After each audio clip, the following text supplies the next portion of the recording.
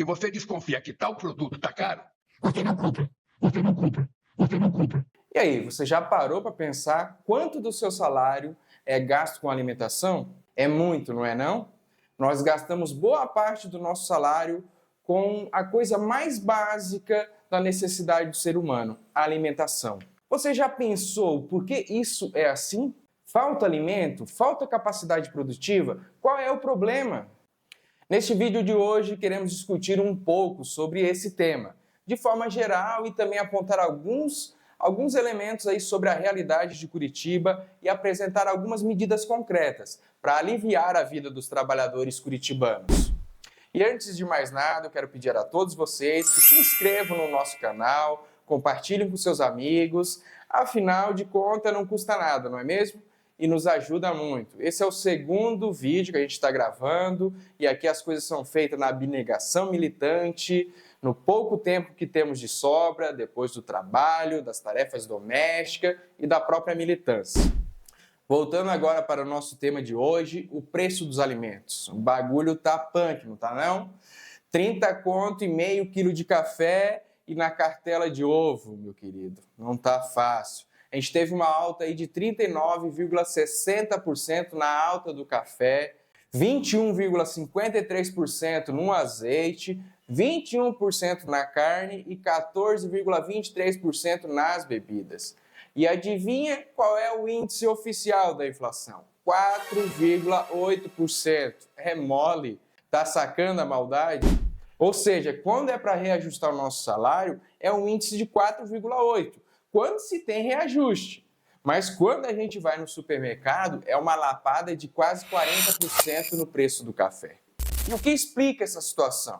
Bom, primeiro vamos dar uma olhada em alguns números. O Brasil é o quarto maior produtor de grãos e o maior exportador de carne bovina do mundo. Já o Paraná lidera a produção de soja, milho e cacau no país e tem um dos maiores rebanhos bovinos do país. Para se ter uma ideia, o setor do agronegócio cresceu 227% entre 2019 e 2023 no Paraná. É mole? Vejam bem, aqui fica nítido que o problema não é a falta da capacidade produtiva, certo? O Brasil é um dos maiores produtores de alimento do mundo. A resposta, na verdade, para a situação que estamos vivendo é muito simples. O problema é que a produção de alimentos ela está voltada para gerar lucro e atender o mercado internacional. Ou seja, plantar soja para virar ração de gado na Europa e na China. E não para colocar comida no prato dos trabalhadores. A produção não é organizada para atender às nossas necessidades. E o mais grosso da produção de alimentos está nas mãos de algumas poucas empresas transnacionais, verdadeiras gigantes que controlam a produção de commodities como a Cargill, que é dos Estados Unidos. E o que acontece? Isso leva os preços a serem definidos em dólar pelo mercado internacional, principalmente na Bolsa de Valores de Chicago. E com a alta do dólar lá fora, a gente paga o pato aqui. Foi isso que aconteceu, por exemplo, com o café e a carne. Essa é a essência do sistema capitalista. Produzir para dar lucro e o povo que se lasque. O fato é que colocar comida na mesa, algo de primeira necessidade, está cada dia mais difícil. Pelo menos para quem precisa trabalhar para sobreviver, né? Vamos falar sério. Com a subida do preço dos alimentos, outro fator que pesa muito são os salários, que estão cada vez mais arrochados, não acompanham sequer a inflação real. Sem falar que boa parte dos trabalhadores vivem na informalidade, fazendo bico para sobreviver. Não à toa que os dados do IBGE mostram que mais de um quarto dos curitibanos, da população aqui de Curitiba, ou seja, 26,9% da população da cidade, vivem com uma renda de menos de meio salário mínimo. Gente. Apesar da propaganda aí do prefeito Eduardo Pimentel, da Curitiba linda e maravilhosa, não está nada fácil colocar comida na mesa. Basta a gente fazer aí uma busca rápida nos sites de empregos e a gente vai ver a realidade das oportunidades de trabalho que a gente tem na cidade. Boa parte desses trabalhos pagam salário mínimo ou um pouco mais do que isso, quando a gente tem sorte. E aí te pergunto, como viver com um salário mínimo? Inclusive, essa semana a gente estava em uma aula minha aí, né? Eu peguei umas aulas de educação financeira, inclusive que arrependimento ter pego essas aulas de educação financeira, mas enfim, vamos lá. Estava eu na aula lá, passando conteúdo do livro didático, explicando para os alunos, né? Que eles colocam, inclusive, o material coloca que o problema hoje financeiro da família é como se fosse uma falta de organização, que seria simplesmente as pessoas saberem organizar suas finanças, que elas iriam acumular e iam se tornar ricas, né? É uma verdadeira bizarrice, assim, né? Estava apresentando lá, eles apresentam umas fórmulas mágicas, né? Como as 50, 30, 20. Enfim, no meio desse processo, estava tentando instigar os alunos a refletir sobre a situação. Inclusive, como uma pessoa que recebe um salário mínimo faria isso. E um aluno olhou para mim assim com aquela cara de assustado, mas não tem como viver com um salário mínimo, né? Então, foi uma discussão muito interessante, né? Porque essa é a realidade, né? Bom, mas infelizmente essa é a realidade da maioria da classe trabalhadora da cidade e do país, quando não se vive com menos do que isso, como demonstramos nos dados do IBGE. Uma coisa é você pagar R$30 uma cartela de ovo, ou em meio quilo de café, recebendo R$19 mil por mês, como é o caso dos vereadores da cidade. Agora, ganhando o salário que se paga por aí é osso, né, gente? Fácil mesmo é ir ao supermercado com os lucros dos grandes empresários dessa cidade, como os donos das redes de supermercados, das redes de farmácias, do shopping, das montadoras, do boticário. Essa gente acumula bilhões pagando salário de fome para os trabalhadores que produzem toda a riqueza.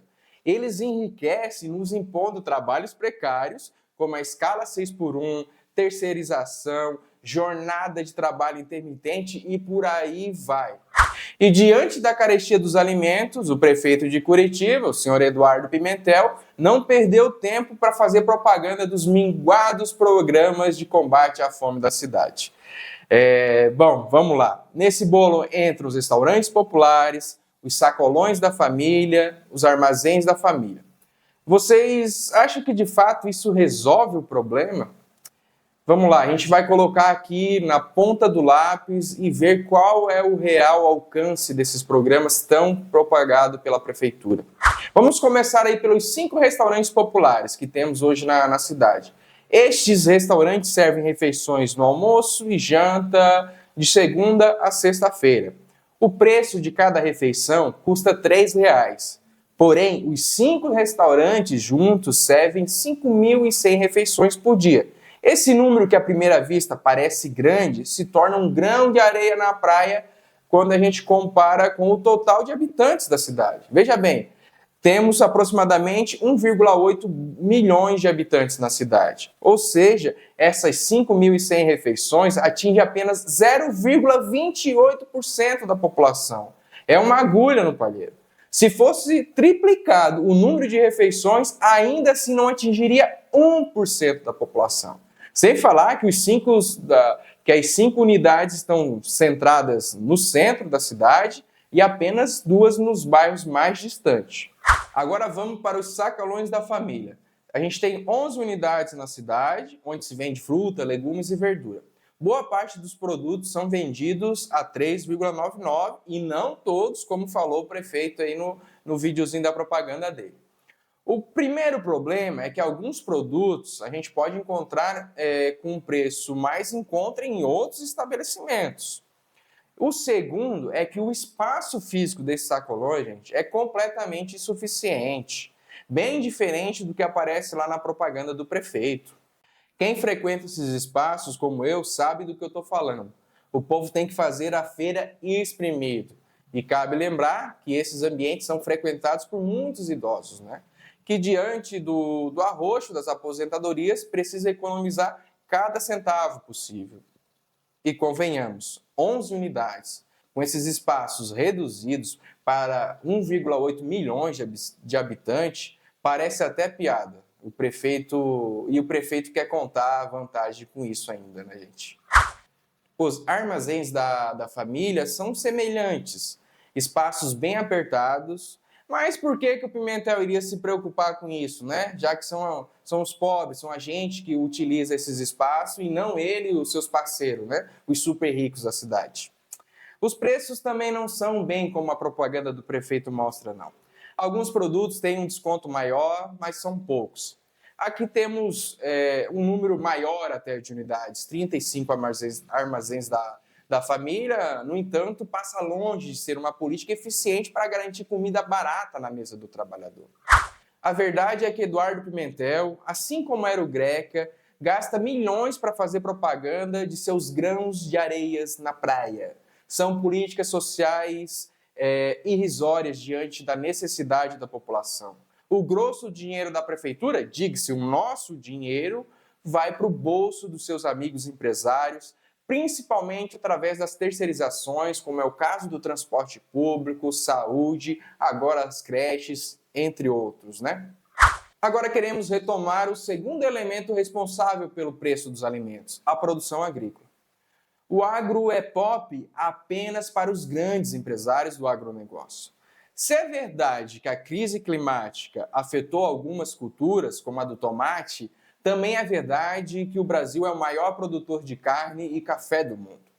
Porém, tivemos uma alta de 39,6% no preço do café, mais de 21% no preço da carne. Então, o que explica esses aumentos? Outra coisa, ainda precisamos lembrar que o agronegócio é o principal responsável pelas mudanças climáticas, com desmatamentos colossais. E diante dessa situação, a política do governo Lula é continuar despejando bilhões para o agronegócio. Tem destinado mais de 400 bilhões por ano ao Plano Safra. E cabe lembrar aqui que cerca de 70% dos alimentos que chegam na mesa dos brasileiros vêm da agricultura familiar e não do agronegócio. Perante a queda da popularidade, o governo corre para aprovar medidas para zerar o imposto dos itens sobre a cesta básica, o que pode até dar um pequeno alívio de imediato. Agora, a gana por aumentar os lucros das grandes empresas do agronegócio fazem parte do sistema. E logo esses centavinhos que o governo diminui sobre os produtos, quando se diminui lá na ponta, serão jogados nas nossas costas novamente. E ainda temos que ouvir as besteiras que o Lula anda falando por aí, né? Como a sua cruzada para descobrir como que o preço do ovo aumentou.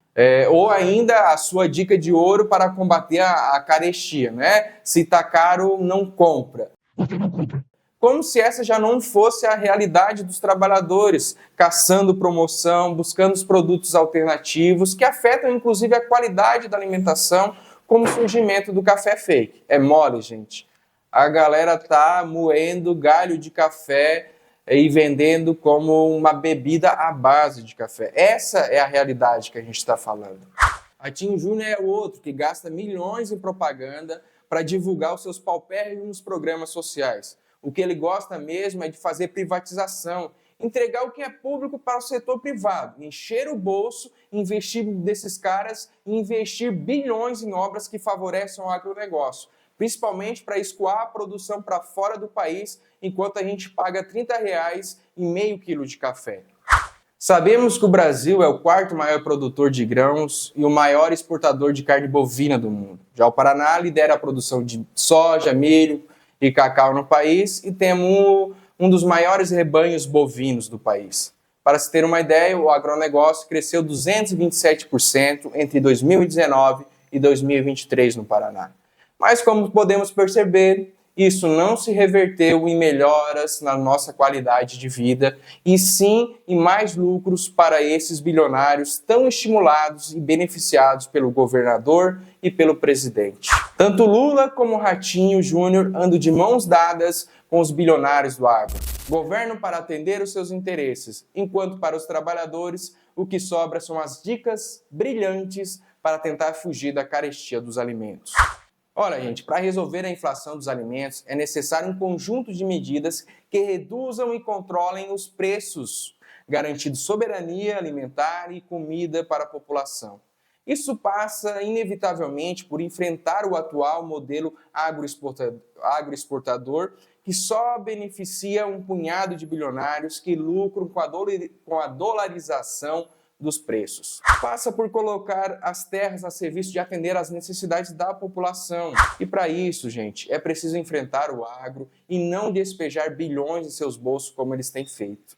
É preciso um programa socialista de ruptura com essa lógica do lucro, que só será implementada por um verdadeiro governo dos trabalhadores. Sabemos que muitas coisas dependem da política nacional, estadual, mas queremos aqui propor algumas medidas municipais para aliviar a vida da classe trabalhadora. A primeira é a construção de novos restaurantes populares. É preciso construir mais restaurantes populares. A criação de pelo menos 2 restaurantes populares por bairro. A gente precisa utilizar os terrenos e os imóveis que estão a serviço da especulação para a construção desses restaurantes. Os restaurantes devem ser na modalidade de self-service, melhorar a qualidade da comida, principalmente da proteína, e também incluir aí uma opção vegana ao cardápio. Além de garantir uma alimentação adequada e saudável à população, isso será uma política concreta de combate ao machismo, visto que hoje as mulheres fazem dupla ou tripla jornada de trabalho pelo fato de, culturalmente, as tarefas domésticas e de cuidado serem atribuídas ao sexo feminino. E todos os restaurantes devem ser controlados por uma comissão do bairro que utiliza os restaurantes e financiado diretamente pela prefeitura, acabando com a terceirização. Os trabalhadores que já trabalham nos restaurantes existentes devem ser incorporados ao quadro de funcionários da prefeitura. A gente precisa também criar um plano de produção de alimentos para subsidiar a produção de alimentos saudáveis dos pequenos produtores rurais de Curitiba e da região metropolitana pela prefeitura, que terá, obviamente, o objetivo de atender a demanda desses restaurantes populares. A segunda, gente, é ampliar o número de sacolões da família. A gente precisa também construir pelo menos 2 sacolões da família por bairro e ampliar os já existentes, garantindo que as pessoas possam fazer suas compras em um ambiente adequado, reduzindo o preço pela metade do quilo das verduras, legumes, ou seja, vender tudo a R$ 1,99. O abastecimento desses sacolões também deve vir do plano de produção de alimentos, ajudando inclusive a desenvolver a agricultura familiar, que é a principal fonte de produção de alimentos do país. Os espaços físicos, assim como dos restaurantes populares, devem vir da expropriação de terrenos e imóveis que servem à especulação imobiliária. Assim como todos os funcionários devem ser concursados, garantindo 0 de terceirização e com a incorporação dos trabalhadores atuais ao quadro de funcionários da prefeitura. Assim como todas as obras devem ser realizadas diretamente pela prefeitura, como parte de um plano de obras públicas para resolver os problemas da população, como saneamento básico, habitação e demais problemas que a gente tem. O que não falta é problema na cidade. Muitos aí podem nos chamar de utópicos, mas veja bem, a gente está falando aqui de medidas para garantir o básico à população. Ter o que comer de uma forma mais barata. Agora, o que a gente pode dizer de uma sociedade diante de todo esse desenvolvimento tecnológico, onde as pessoas ainda passam fome, ou que, para garantir uma alimentação adequada, a gente gasta quase todo o nosso salário? Falida é o que a gente pode dizer da sociedade atual. O capitalismo, onde o objetivo da produção é o lucro e não atender às necessidades das pessoas, não nos consegue garantir o mais básico, gente. Para que a gente tenha o mínimo, sempre é necessário muita luta, enquanto alguns poucos bilionários concentram cada dia mais riqueza. Para a gente pôr fim a esse sistema falido, nós vamos precisar de muita luta, muita organização dos trabalhadores. Pois esses poucos que enriquecem com a nossa exploração e miséria jamais vão abrir mão dos seus benefícios para facilitar a nossa vida. Eles utilizam todo o aparato do Estado em seu favor, incluindo as forças policiais, para nos reprimir quando a gente ousa nos manifestar, nos organizar e exigir uma melhor condição de vida. Mas uma sociedade mais justa e igualitária, uma sociedade socialista, onde vamos ordenar a produção para melhorar a vida do conjunto dos trabalhadores, não só é possível, como é urgentemente necessária, visto que a sociedade atual além de nos colocar em condições terríveis, tem destruído a natureza de uma forma horrível para garantir os seus lucros, colocando em risco as condições para a continuidade da existência da espécie humana no planeta. Bom, gente, esse foi o nosso vídeo de hoje. Convidar a todos mais uma vez, se inscreva no canal, compartilhe esse vídeo com seus amigos.